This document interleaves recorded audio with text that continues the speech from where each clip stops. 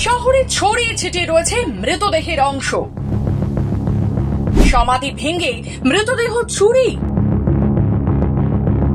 নবদ্বীপ মহাশ্মশানের ঘটনা। সক্রিয় কঙ্কাল চুরি চক্র।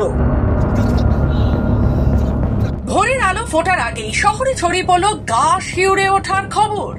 নবদ্বীপ মহাশ্মশানে কঙ্কাল চুরি হচ্ছে, এমনই বিস্ফোরক অভিযোগে উত্তাল স্থানীয় জনতা। রাতের অন্ধকারে সমাধিস্থলের মাটি খুঁড়ে চুরি হচ্ছে মৃতদেহের কঙ্কাল। ছড়িয়ে ছিটিয়ে পড়ে আছে পচা গলা দেহাংশ।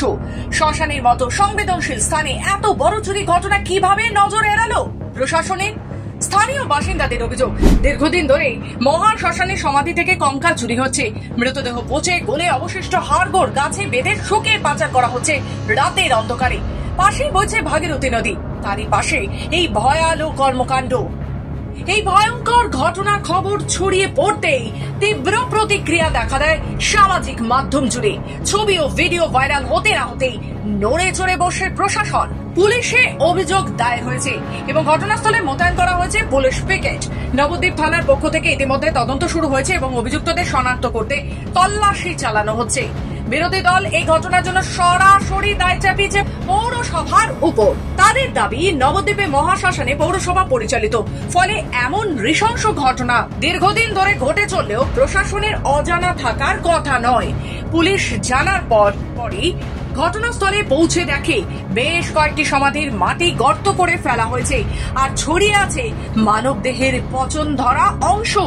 এই ঘটনা নবদ্বীপ শহরের নৈতিক ও সামাজিক নিরাপত্তাকে প্রশ্নের মুখে ফেলেছে। বিশেষ সূত্র মারফত জানতে পারলাম যে নবদ্বীপ শ্মশানঘাটের পাশে, যেখানে আমাদের বৈষ্ণবদের সমাধি দেওয়া হয়, সেই সমাধি থেকে সেখানকার দেহগুলি দিনের পর দিন পাচার হয়ে যাচ্ছে। তা আমি সরেজমিনে এসে দেখলাম বিষয়টা সত্য। তা এই যে বর্তমানে এই যে চুরিটা চলছে, এই শ্মশানঘাট চলছে, এটা পৌরসভার তত্ত্বাবধানেই চলছে। তার পাশ থেকে এইভাবে দেহ চুরি হয়ে যাচ্ছে, পাচার হয়ে যাচ্ছে। তাই এর পিছনে পৌরসভা অবশ্যই কিছু জানে, আর শাসক দল সবই তো চুরি করে খাচ্ছে। এখন শেষমেশ এই বডিগুলোকেও চুরি করে খাওয়ার যে চক্রান্ত করছে সেটা দেখা যাচ্ছে পরিষ্কারভাবে। দেখুন, অভিযোগ একটা আমি আজকে শ্মশান যে রক্ষণাবেক্ষণ করে তার কাছে অভিযোগ পেয়েছি, মানে স্কেলিটন মিসিং আছে ওখান থেকে, ওই সমাধিস্থল থেকে। আমি পার্সোনালি ভিজিট করেছি, কিছু মিসিং আছে দেখলাম, আবার অনেকটা জলে বসেও গেছে। তো আমি যথারীতি ওই অভিযোগের ভিত্তিতে মামলা রুজু করেছি, তদন্ত হচ্ছে। আর আমি ইমিডিয়েটলি ওখানে as per order my superior guard place করেছি। আর বাকি যেসব ফ্যাসিলিটি ওখানে নাই, সেটা কীভাবে রেস্টোর করা যায় সেটা দেখা হবে। নদিয়া থেকে কোয়েলি দেবনাথের রিপোর্ট, খবর বাংলা।